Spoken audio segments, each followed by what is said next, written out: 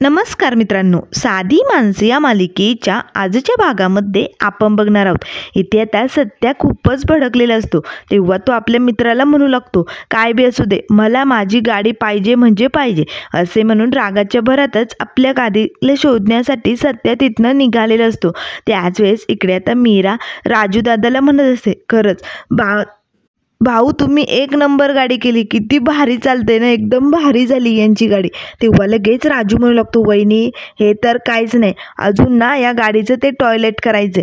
तेव्हा लगेच मीरा म्हणू लागते, काय काय करायचंय टॉयलेट. तेव्हा लगेच राजू म्हणू लागतो, अहो वहिनी तुम्हाला माहिती नाही का, ते हिरो कसे असं ते टॉयलेट करत असतात. तेव्हा लगेच मीरा म्हणू लागते, म्हणजे काय टॅलेंट म्हणायचंय का तुम्हाला. तेव्हा लगेच राजू म्हणू लागतो, हो तेच तेच तेच करायचं, म्हणजे कसं गाडीला कलर पॉलिशिंग दिली का एकदम भारी नवीन चकाकलीत जाईल ती. आणि मग एकदा का गाडी रस्त्यावर उतरली की सगळे गाडीच्या प्रेमात आणि आमचे दादा आमच्या वहिनीच्या प्रेमात पडतील, हो की नाही. तेव्हा लगेच आता मीरा म्हणू लागते, पण राजू दादा अजून किती वेळ लागेल या सगळ्याला. तेव्हा लगेच राजू म्हणू लागतो, वहिनी थोडासाच वेळ लागेल, जास्त वेळ नाही लागला. तेव्हा मीरा म्हणू लागते, पण लवकर करा. तेव्हा लगेच राजू म्हणू लागतो, लवसाठी आपण काय बी करायला तयार आहे, सगळं काही लवकरच होणार. असे म्हणून आता आपल्या खिशातनं कंगवा काढतो आणि लगेच म्हणू लागतो, नो पॅनिक वहिनी, राजू मेकॅनिक असला ना सगळं काही ठीक होईल. असे म्हणून आपले केस विंचरू लागतो. तेव्हा मीरा म्हणू लागते, ठीक आहे दादा, मग तुम्ही एक काम करा, पॉलिशिंग झाली की गाडी आमच्या फुलाच्या दुकानाजवळ घेऊन या. त्याच वेळेस राजू म्हणू लागतो, ठीक आहे वहिनी चालेल, मी गाडी तिकडं घेऊन येतो. असे म्हणून राजू आता गाडी घेऊन निघालेला असतो. त्याच वेळेस आता मीरा मात्र खूप खुश झालेली असते. तिला कधी एकदा सत्याला हे सरप्राईज देईल असं झालेलं असतं. तेवढ्यात आता लगेच सत्याच्या मित्राचा त्याला फोन येतो.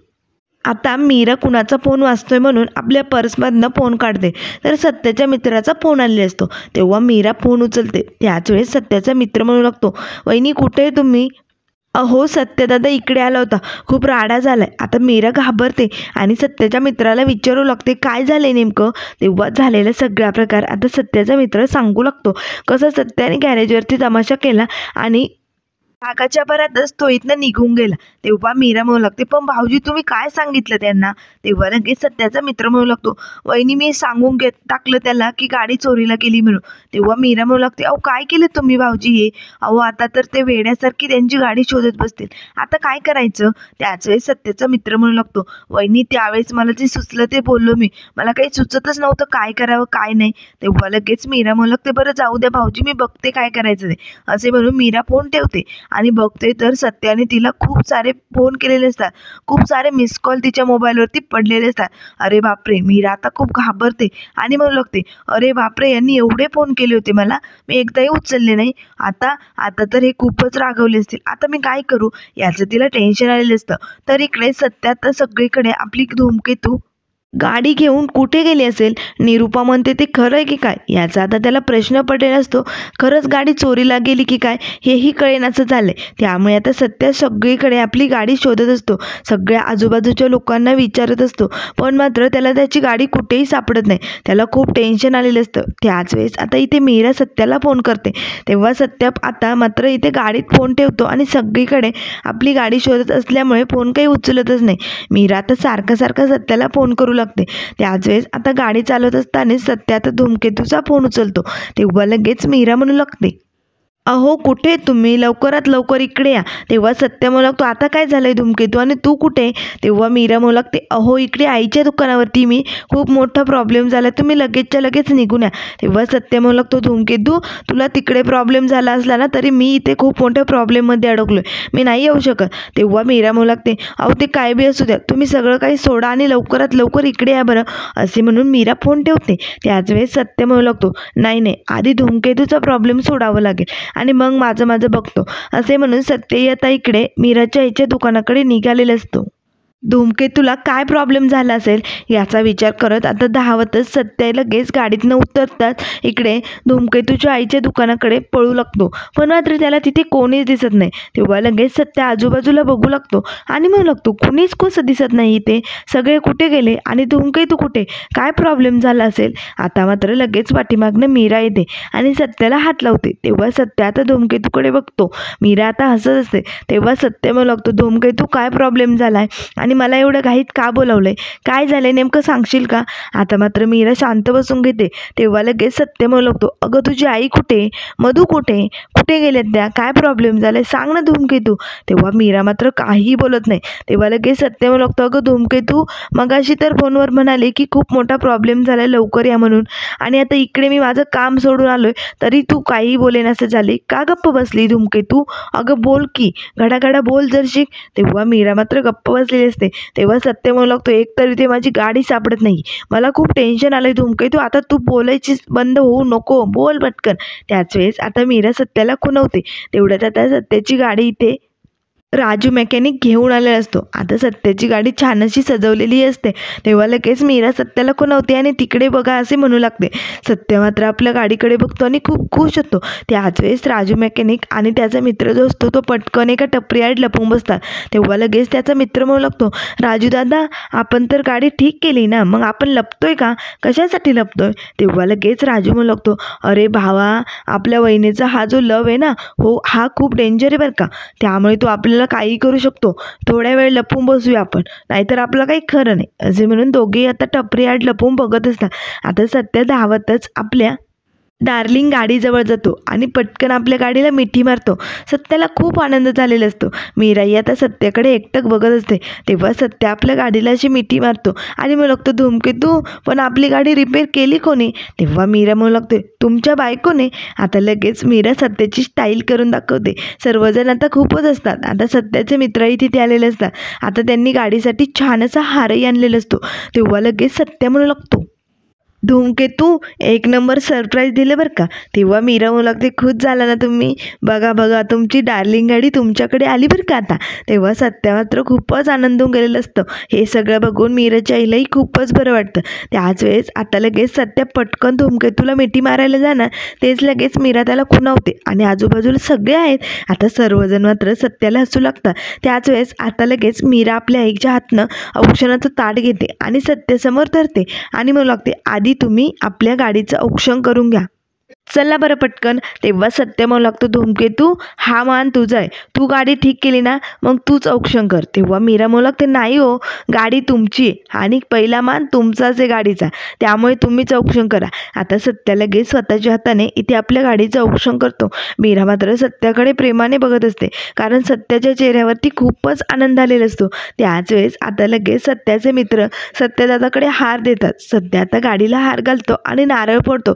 सगळेजण आता फटाकेही वाजवतात. सर्वजण खूप खुश असतात, आनंदात असतात. त्याच वेळेस आता सत्य मात्र धूमकेतूकडे बघू लागतो.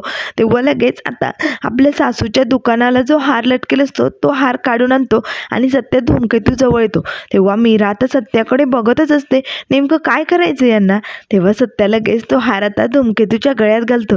सर्वजण जोरजोरात टाळ्या वाजवतात. आता सत्या मात्र धूमकेतूवर खूपच खुश झालेला असतो, कारण धूमकेतूने सत्याला खूप मोठं सरप्राईज दिले असतं. त्याच वेळेस सत्य म्हणू लागतो, अगं धूमकेतू, पण आपली गाडी रिपेअर केली कोणी? तो कोण आहे नेमकं? त्याच वेळेस आता मीरा लगेच इथे राजूला आवाज देऊ लागते. तेव्हा लगेच राजू आणि त्याचा मित्र इकडे सत्याजवळ येतात. तेव्हा लगेच सत्याला आठवतं की परवा याच माणसाला मी मारलं होतं, हा आपल्या गाडीजवळ काहीतरी करत होता. तेव्हा लगेच सत्या म्हणू लागतो, म्हणजे हा माणूस गाडी खरेदी करायला नव्हता आला तर? तेव्हा लगेच राजू म्हणू लागतो, सॉरी दादा, खोटं बोललो मी तुमच्याशी, पण काय करणार, आमच्या या ताईचं म्हणजे तुमच्यावरती अतिशय प्रेम आहे. खरंच वहिनीचं सॉलिड प्रेम आहे तुमच्यावरती, प्रेमासाठी वहिनीने हे सगळं केलं. तेव्हा लगेच आता सत्य धूमकेतूकडे बघू लागतो. त्याच वेळेस आता लगेच इथे राजू म्हणू लागतो, चला वहिनी मी निघतो आता, आम्हाला उशीर होतोय. तर आता राजू आणि त्याचा मित्र तिथनं निघालेला असतो. त्याच वेळेस मधू म्हणू लागते, सत्यादा आणि मीराताई, चला तुमच्या दोघांचा एक फोटो घेऊया आपण. आता सर्वजण बाजूला होतात. आता सत्या आणि मीरा गाडीजवळ उभी राहतात. तेव्हा सत्य आता धूमकेतूच्या खांद्यावरती हात ठेवून मस्त असे गाडीबरोबर फोटो काढतो. आता मात्र मीरा सत्याकडेच बघत असते. तेव्हा सत्य म्हणू लागतो, चल धूमकेतू, आता आपल्या या डार्लिंग गाडीमध्ये आपण लांब कुठेतरी फिरायला जाऊया. तेव्हा मीरा म्हणू लागते, चालेल. आता दोघेही इकडे लांब गाडीत फिरायला आलेले असतात. आता संध्याकाळ झालेली असते. तेव्हा सत्य आता गाडीतनं दरवाजा उघडून मीराचा हात पकडतो आणि तिला बाहेर घेतो. आता दोघेही खूप आनंदात असतात. दोघे खूप छान असा डान्स करतात, एकदम भारी. सत्य आता प्रेमाने धूमकेतूला मिठी मारतो आणि धूमकेतूकडे एकटक बघत असतो. आता दोघेही तिथे वाकड्यावरती बसलेले असतात. हे दोघांचंही स्वप्न असतं, कारण डान्स करणं, एकमेकांच्या मिठीत असणं हे मीरालाही स्वप्न पडलेलं असतं आणि सत्यही आता धूमकेतूच्या स्वप्नात रंगून गेलेला असतो. दोघेही वाकड्यावरती एकमेकांपासून लांब बसलेले असतात आणि एकमेकांकडे बघत असतात. त्याच वेळेस आता सत्या मीरा दोघेही जवळजवळ येण्यास सुरुवात करतात. आता दोघेही एकदम जवळ येतात. आता सत्या लगेच धूमकेतूच्या खांद्यावरती हात ठेवतो तर मीराही आता सत्याला मिठी मारते. दोघेही एकमेकांच्या प्रेमात पडलेले असतात. आता सत्याने धूमकेतूसाठी गजरा आणलेला असतो.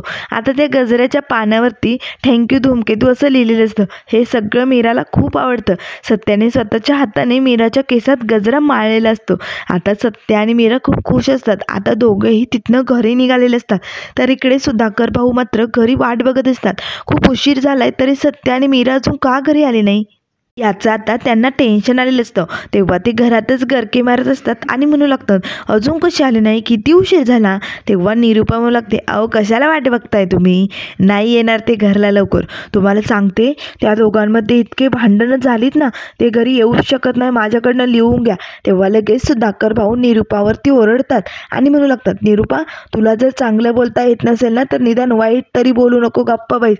तेव्हा निरूपा म्हणू लागते ठीक आहे चालेल, मग नाही बोलत मी गप्प बसते असे म्हणून तिथे सोप्यावरती बसते. त्याच वेळेस बाहेर आता गाडीच्या हॉर्नचा आवाज येऊ लागतो.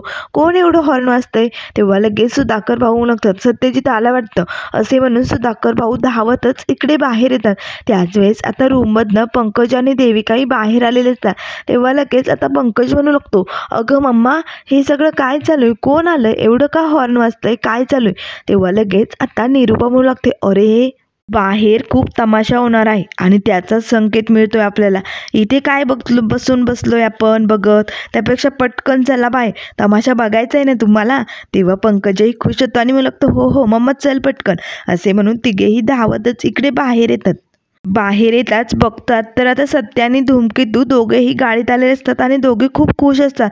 आता सत्याची गाडी रिपेअर झाली असते. त्याच वेळेस सत्या आणि मीरा गाडीतनं खाली उतरतात. सुधाकर भाऊ खूप खुश झालेले असतात. तेव्हा लगेच सुधाकर भाऊ म्हणू लागतात अरे सत्यजित तुझी ससुका नीट झाली. तेव्हा सत्या म्हणू लागतो हो बाप, आणि हे सगळं सरप्राईज मला धूमकेतूने दिलंय. धूमकेतूने माझी ससुका नीट केली, बघ बाप किती भारी दिसायली ना. तेव्हा लगेच आता निरूपा मात्र मनाशीच म्हणू लागते या दोघांमध्ये तर जोरदार भांडण व्हायला हवं होतं. हे तर प्रेमाने हसत आलेत एकत्र, नाही नाही हे फार चुकीचं झाले. त्याच वेळेस निरूपा म्हणू लागते काय गे फुलवाली, गाडी विकली होती का भंगारमध्ये दिली होती. तेव्हा लगेच आता सत्या रागाने निरूपाकडे बघू लागतो. त्याच वेळेस सुधाकर भाऊ म्हणू लागतात म्हणजे मीरा हे तुझं स्वप्न होतं तर. तेव्हा मीरा आता हो म्हणू लागते आणि हसू लागते. त्याच वेळेस आता सत्य म्हणू लागतो अरे बाप धूमकेतूने स्वतःच्या पैशातनं माझी गाडी रिपेअर केली, बघ ना धूमकेतूने किती केलंय माझ्यासाठी, खरंच धूमकेतूले भारी बाप. त्याच वेळेस आता पंकज आणि देविकाकडे इथे निरूपा रागानेच बघू लागते आणि लगेच ती मीराला म्हणू लागते काय गे एवढे पैसे कुठून आणले होते, कुठे व्याजाने पैसे घेतले तर नाही ना. तेव्हा लगेच सुधाकर भाऊ निरूपावरती ओरडतात आणि म्हणू लागतात निरूपा काय विचारते, अगं कुठनंही पैसे आणू दे, तिने सत्यजितसाठी एवढं सगळं केलंय ना. तेव्हा लगेच निरूपा म्हणू लागते पण काय सांगावा, कुठून पैसे घेतले असले नागाने नंतर व्याज भरायचं, किंवा आपण लग्नाला जे दागिने दिले ते तर विकले नाही ना. आता मात्र सत्य इथे रागानेच निरूपाकडे बघत असतो. तर मित्रांनो पुढील भागामध्ये आपल्याला बघायला मिळेल सुधाकर भाऊ आणि सत्यजित कामासाठी बाहेर निघाले असतात. तेव्हा लगेच निरूपा म्हणू लागते देविका त्यांना दही साखर दे बरं, दे पटकन. आता तिथेच टेबलवरती दही ठेवलेलं असतं, त्यात साखरही टाकलेली नसते. त्याच वेळेस देविका आता पटकन त्यांच्या हातावरती दही देणार.